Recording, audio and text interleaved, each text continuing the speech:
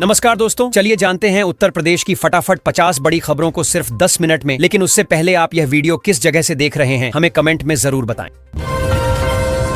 पछुआ हवा के साथ पश्चिमोत्तर भारत का प्रदूषण अब यूपी तक पहुंच रहा है। राजधानी लखनऊ सहित कई जिलों में वायु गुणवत्ता खराब होने लगी है। साथ ही तापमान में भी बढ़ोतरी देखी जा रही है। मौसम विभाग के अनुसार अगले कुछ दिनों तक गर्मी और प्रदूषण दोनों बढ़ सकते हैं। नोएडा में गंगा जल आपूर्ति में देरी के कारण कई सेक्टरों में जल संकट गहराता जा रहा है। अधिकारियों के अनुसार मरम्मत कार्य और पाइपलाइन दिक्कतों से आपूर्ति बाधित है। लोगों को टैंकरों से पानी मिल रहा है। जल विभाग ने जल्द स्थिति सामान्य करने का आश्वासन दिया। आगरा में शराब के शौकीनों ने नया रिकॉर्ड बना दिया। दीपावली से पहले महज 72 घंटे में शहर में 36 करोड़ रुपए की शराब की बिक्री हुई। आबकारी विभाग के मुताबिक बियर, वाइन और देशी विदेशी शराब की खपत में जबरदस्त उछाल दर्ज हुआ है। दुकानों पर लंबी कतारें लगी रहीं। ग्रामीण इलाकों के किसानों के लिए बड़ी खुशखबरी है। सिंचाई विभाग ने नहरों और ट्यूबवेलों की मरम्मत व रखरखाव के लिए 10 करोड़ 41 लाख रुपए की मंजूरी दी है। इससे खेतों में सिंचाई व्यवस्था सुधरेगी और फसल उत्पादन बढ़ेगा। विभाग जल्द ही कार्य योजना पर अमल शुरू करेगा। पंजाब के किसानों के लिए बड़ी राहत की खबर है। यूपी सरकार ने 1000 कुंतल गेहूं का बीज भेजा है। मुख्यमंत्री योगी आदित्यनाथ ने लखनऊ से वाहनों को हरी झंडी दिखाकर रवाना किया। यह बीज पंजाब के विभिन्न जिलों में किसानों को निःशुल्क वितरित किया जाएगा। सहारनपुर में अचानक ट्रांसफार्मर फटने से जोरदार धमाका हुआ, जिससे इलाके में अफरा तफरी मच गई। धमाके की आवाज दूर तक सुनी गई, लेकिन गनीमत रही कि कोई जनहानि नहीं हुई। आग लगने से पहले ही बिजली आपूर्ति बंद कर दी गई, जिससे बड़ा हादसा टल गया। बंदरों के बढ़ते आतंक से किसान परेशान हैं। खेतों में लगी फसलें और फलदार वृक्षों को भारी नुकसान हो रहा है। दिन रात झुंड बनाकर बंदर फसलें बर्बाद कर रहे हैं। किसानों को अपनी उपज बचाने में मुश्किल हो रही है। प्रशासन से राहत की उम्मीद जताई जा रही है। गंगा एक्सप्रेसवे से पश्चिमी यूपी के एक प्रमुख मार्ग को जोड़ने की तैयारी शुरू हो गई है। इसके लिए करीब 30,307 वर्ग मीटर जमीन का अधिग्रहण किया जाएगा। इस कनेक्टिविटी से क्षेत्र में औद्योगिक और यातायात विकास को नई गति मिलने की उम्मीद जताई जा रही है। उज्ज्वला योजना के तहत गाजियाबाद में अब ई-केवाईसी अनिवार्य कर दी गई है। जिन लाभार्थियों ने ई-केवाईसी नहीं कराई, उन्हें एलपीजी सब्सिडी का लाभ नहीं मिल पाएगा। जिले में करीब 15% लाभार्थी अभी भी इस प्रक्रिया से वंचित हैं, जिससे उन्हें आर्थिक नुकसान हो रहा है। बिजली विभाग ने स्मार्ट मीटर उपभोक्ताओं के लिए बिल भुगतान नियमों में बड़ा बदलाव किया है। अब उपभोक्ता रिचार्ज की गई राशि खत्म होने के बाद भी कुछ समय तक बिजली उपयोग कर सकेंगे। इस नई व्यवस्था से लाखों उपभोक्ताओं को राहत और सुविधा मिलने की संभावना है। उत्तर प्रदेश से पंजाब के किसानों के लिए बड़ा तोहफा भेजा गया है। सीएम योगी आदित्यनाथ ने गेहूं के बीज से भरे वाहनों को हरी झंडी दिखाकर रवाना किया। करीब 1000 कुंतल बीज पंजाब पहुंचाया जाएगा, जिससे किसानों को अगली फसल की बुवाई में मदद मिलेगी। कानपुर से दिल्ली जा रही छठ स्पेशल ट्रेन के इंजन में ओएचआई तार से स्पार्किंग होने से यात्रियों में अफरा तफरी मच गई। ट्रेन को तत्काल रोका गया और रेलवे कर्मियों ने मौके पर पहुंचकर मरम्मत कार्य शुरू किया। हादसे में कोई घायल नहीं हुआ। स्थिति जल्द सामान्य कर दी गई। उत्तर प्रदेश के इस जिले में दीपावली पर हुई धुआंधार आतिशबाजी ने हवा की गुणवत्ता बिगाड़ दी। 5 करोड़ की आतिशबाजी से शहर धुएं की चपेट में आ गया। दीपावली के अगले दिन एयर क्वालिटी इंडेक्स AQI 200 से बढ़कर 368 पहुंच गया, जिससे सांस लेना हुआ मुश्किल। दीपावली वीक में सब्जियों के दाम आसमान छूने लगे हैं। बाजार में मांग बढ़ने और आपूर्ति घटने से कीमतों में तेज उछाल देखा जा रहा है। फूल गोभी 120 रुपए किलो, टमाटर 80 और हरी मटर 150 रुपए किलो तक बिक रही है। उपभोक्ताओं की जेब पर भारी बोझ पड़ रहा है। कन्नौज में डेंगू का खतरा तेजी से बढ़ रहा है। अब तक करीब 70 गांव इसकी चपेट में आ चुके हैं। स्वास्थ्य विभाग ने जांच के लिए प्रयोगशाला में संक्रमित मरीजों के ब्लड सैंपल भेजने की व्यवस्था की है। टीमों को गांव-गांव भेजकर रोकथाम अभियान तेज किया गया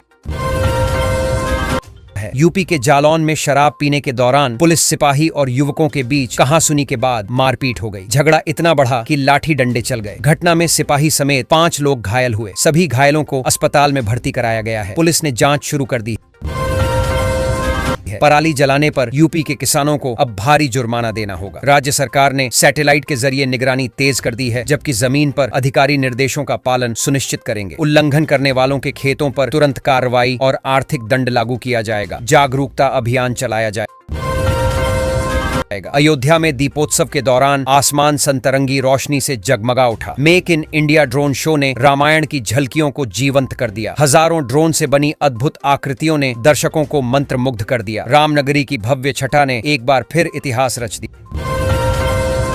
उत्तर प्रदेश के संस्कृत महाविद्यालयों में शिक्षकों की भर्ती प्रक्रिया पर रोक लगा दी गई है। शासन ने आदेश जारी करते हुए कहा है कि नई भर्ती नियमावली तैयार होने तक कोई नियुक्ति नहीं की जाएगी। यह निर्णय चयन प्रक्रिया में पारदर्शिता और समानता सुनिश्चित करने के लिए लिया गया है।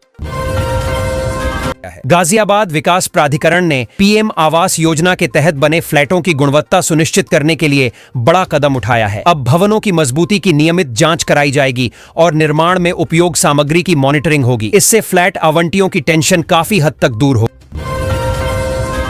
दिवाली पर उल्लुओं के अवैध शिकार की आशंका को देखते हुए वन विभाग सतर्क हो गया है। विभाग ने चेतावनी जारी करते हुए कहा है कि उल्लू पकड़ने या बेचने पर सख्त कार्रवाई होगी। यह वन्य जीव संरक्षण अधिनियम के तहत दंडनीय अपराध है, जिसमें जेल भी हो सकती है। उत्तर प्रदेश के 22 जिलों से गुजरने वाले बहुप्रतीक्षित एक्सप्रेसवे का बड़ा अपडेट सामने आया है। इसकी डीपीआर तैयार हो चुकी है। अधिकारियों ने बताया कि इस महीने से निर्माण कार्य की शुरुआत हो जाएगी। परियोजना पूरी होने पर राज्य का परिवहन नेटवर्क मजबूत होगा और यात्रा समय में बड़ी कटौती होगी।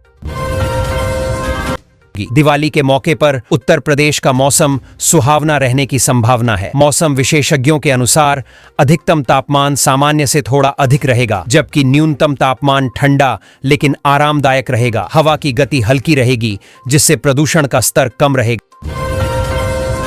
इस दिवाली लोग सुरक्षित और आनंदमय त्योहार मना सकेंगे। उत्तर प्रदेश के एक जिले में कार्ड धारकों को राशन नहीं मिल पा रहा है, क्योंकि सरकारी राशन केंद्र का ई-पॉइंट ऑफ सेल मशीन खराब पड़ी है। स्थिति यह है कि एटीएम जैसी मशीन पर ताला लगा हुआ है, जिससे उपभोक्ता परेशान हैं और कई दिनों से वितरण ठप है। उत्तर प्रदेश के एक जिले में वाहन माफिया के हौसले बुलंद हैं। उनकी शह पर डग्गेमारी का धंधा जोर पकड़ रहा है। निजी वाहन बिना परमिट यात्रियों को ले जा रहे हैं, जिससे मैत्री बसों को सवारी नहीं मिल पा रही है। परिवहन विभाग की लापरवाही पर सवाल उठ रहे हैं। भारतीय किसान यूनियन ने गन्ने का मूल्य 450 रुपये प्रति क्विंटल तय करने की मांग की है। संगठन ने कहा कि बढ़ती लागत के बावजूद किसानों को उचित मूल्य नहीं मिल रहा। साथ ही भाकियू भानु ने विद्युत निजीकरण का विरोध करते हुए इसे किसानों के हितों के खिलाफ बताया।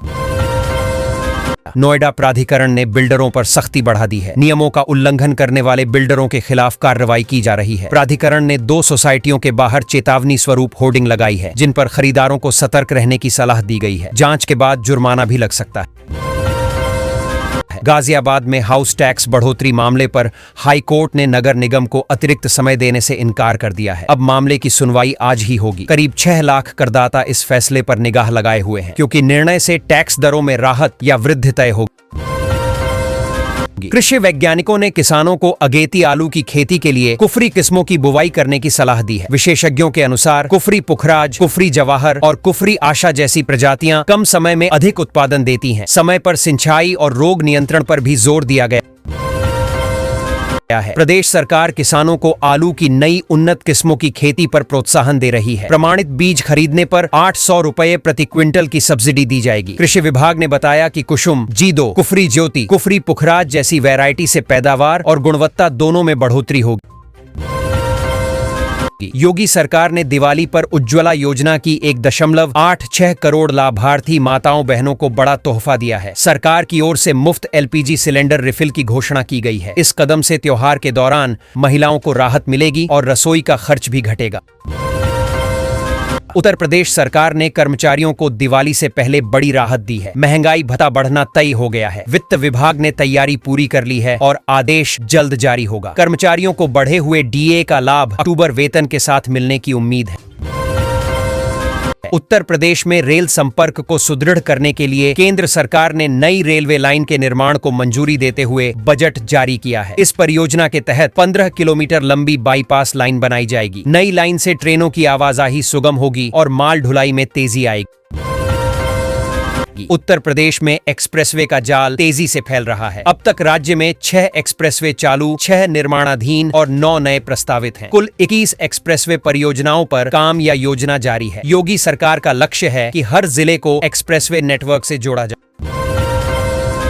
उत्तर प्रदेश में 90 किलोमीटर लंबा नया लिंक एक्सप्रेसवे बनेगा। परियोजना के लिए करीब 1100 करोड़ रुपए भूमि अधिग्रहण पर खर्च किए जाएंगे। यह एक्सप्रेसवे प्रमुख औद्योगिक क्षेत्रों को जोड़ते हुए यातायात सुगमता बढ़ाएगा और क्षेत्र के विकास को नई गति देगा। सरकार ने प्रक्रिया तेज कर दी है। यूपी में किसानों के लिए बड़ा अलर्ट। यदि वे निर्धारित नियमों का उल्लंघन करते हैं तो उन्हें 30,000 रुपए तक का जुर्माना भुगतना पड़ सकता है। राज्य सरकार ने सैटेलाइट निगरानी के जरिए फसलों और खेती के कामों पर नजर रखने की व्यवस्था कर दी है। स्मार्ट मीटर लगने के बाद बिल ज्यादा आने की शिकायत आम है। पुराने मीटर अक्सर कम पड़ते थे, जबकि स्मार्ट मीटर सही खपत दिखाता है। इसके अलावा खपत बढ़ना या मीटर में तकनीकी खराबी भी कारण हो सकते हैं। असामान्य बिल होने पर बिजली विभाग में शिकायत दर्ज कराएं। यूपी के मिशन शक्ति अभियान के तहत 65 छात्राओं ने लर्निंग ड्राइविंग लाइसेंस बनवाए। इसके दौरान उन्होंने सड़क सुरक्षा और यातायात नियमों से जुड़े सवाल पूछकर जागरूकता बढ़ाई। यह पहल महिलाओं को सुरक्षित ड्राइविंग और सड़क सुरक्षा के प्रति सशक्त बनाने के लिए की गई है। यूपी के इस जिले में एसपी ने आधी रात को बड़ा फेरबदल किया। 10 चौकी प्रभारी और कुल 13 दारोगाओं का तबादला किया गया। अधिकारियों को उनके नए स्थानों पर तैनात कर दिया गया ताकि अपराध नियंत्रण और बेहतर पुलिस प्रबंधन सुनिश्चित किया जा सके। यूपी में 17 करोड़ रुपए की लागत से 5 प्रमुख मार्गों का सड़क चौड़ीकरण शुरू होने जा रहा है। इन मार्गों की सूरत बदलकर यातायात सुगम और सुरक्षित बनाया जाएगा। सड़क चौड़ीकरण से आवागमन में तेजी आएगी और दुर्घटनाओं की संभावना भी कम होगी। यूपी में अवैध खनन पर कड़ी कार्रवाई की जाएगी। राज्य सरकार ने इसका नियंत्रण करने के लिए टास्क फोर्स और कंट्रोल रूम स्थापित किया है। इससे खनन गतिविधियों पर निगरानी बढ़ेगी और नियमों का उल्लंघन करने वालों के खिलाफ त्वरित कार्रवाई संभव होगी। यूपी में खेत में काम कर रहे किसानों के सामने अचानक बाघ आ गया। डरावना मंजर देखकर आसपास के लोग सहम गए। अधिकारियों ने तुरंत कार्रवाई कर बाघ को सुरक्षित पकड़ने और क्षेत्र से दूर ले जाने की तैयारी शुरू कर दी। किसानों की सुरक्षा को प्राथमिकता दी जा रही है। यूपी में दिवाली और छठ से पहले रेलवे की तरफ से बड़ी तैयारी है। राज्य को 64 नई स्पेशल ट्रेनें मिलने की संभावना है। इससे यात्रियों को राहत मिलेगी और त्योहारों में सफर सुगम होगा। रेलवे ने ट्रेनों के समय और रूट में बदलाव की भी योजना बनाई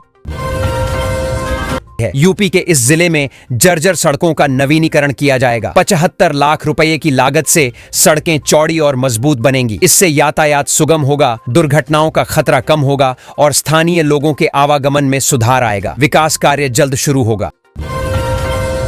नगला कोतल सड़क पर नए पुल के निर्माण की तैयारी शुरू हो गई है। पीडब्ल्यूडी ने साइट पर जरूरी सर्वे और भूमि माप का काम शुरू कर दिया है। पुल बनने से क्षेत्र में आवाजाही सुरक्षित और आसान होगी। ग्रामीणों को राहत मिलेगी और यातायात सुगम होगा। उत्तर प्रदेश सरकार ने नए एक्सप्रेसवे परियोजना को मंजूरी दे दी है। यह एक्सप्रेसवे पूर्वांचल को सीधे दिल्ली से जोड़ेगा। परियोजना पूरी होने पर यात्रा समय में बड़ी कमी आएगी और व्यापारिक गतिविधियों को बढ़ावा मिलेगा। सरकार ने भूमि अधिग्रहण और निर्माण की तैयारी शुरू कर दी। उत्तर प्रदेश में 14 नई रेल लाइनों के निर्माण को मंजूरी मिल गई है। रेलवे अब नए तकनीकी सिस्टम से काम करेगा, जिससे परियोजनाएं तेजी से पूरी होंगी। इन रेल मार्गों से प्रदेश के औद्योगिक और ग्रामीण क्षेत्रों को बेहतर कनेक्टिविटी मिलेगी और यात्रियों को सीधा लाभ पहुंचेगा। उत्तर प्रदेश में दिसंबर में एक नया एक्सप्रेसवे शुरू होगा। यह 95 किलोमीटर लंबा होगा और पूरा सफर केवल 40 मिनट में तय होगा। एक्सप्रेसवे से यातायात सुगमता बढ़ेगी, क्षेत्रीय कनेक्टिविटी मजबूत होगी और यात्रियों को तेज और सुविधाजनक यात्रा का अनुभव मिलेगा। गाजियाबाद में दिवाली और छठ पर्व को लेकर प्रशासन अलर्ट मोड में है। जिलाधिकारी ने अधिकारियों को निर्देश दिए हैं कि बाजारों के आसपास जाम की स्थिति न बने। यातायात व्यवस्था दुरुस्त रखने, सफाई और सुरक्षा के विशेष इंतजाम करने के आदेश दिए गए। आगरा में कमला नगर क्षेत्र की हवा सबसे ज्यादा प्रदूषित पाई गई है। वायु गुणवत्ता सूचकांक 320 के पार पहुंच गया है, जिससे सांस और अस्थमा रोगियों को परेशानी हो रही है। प्रदूषण नियंत्रण बोर्ड ने लोगों को सुबह शाम बाहर निकलने से बचने की सलाह दी है। आगरा और आजमगढ़ में मौसम में बदलाव के संकेत मिले हैं। भारतीय मौसम विभाग के अनुसार आज रात से ठंडी हवाएं चल सकती हैं, जिससे तापमान में गिरावट आने की संभावना है। मौसम विभाग ने लोगों को सुबह शाम गर्म कपड़े पहनने की सलाह दी। है। कानपुर देहात के भोगनीपुर में ओवरब्रिज निर्माण कार्य में 2 साल बाद भी देरी बनी हुई है। स्थानीय लोगों ने अधिकारियों पर लापरवाही का आरोप लगाया है। अधूरा पुल यातायात में बड़ी परेशानी पैदा कर रहा है। विभागीय जांच के बावजूद अब तक काम की रफ्तार नहीं बढ़ी। यूपी के कई शहरों में प्रदूषण का स्तर बढ़ने लगा है। हवा की गुणवत्ता खराब श्रेणी में पहुंच रही है, जिससे लोगों को सांस लेने में परेशानी हो रही है। वहीं सुबह शाम हल्की ठंड ने दस्तक दे दी है। मौसम विभाग ने तापमान में और गिरावट के संकेत दिए हैं।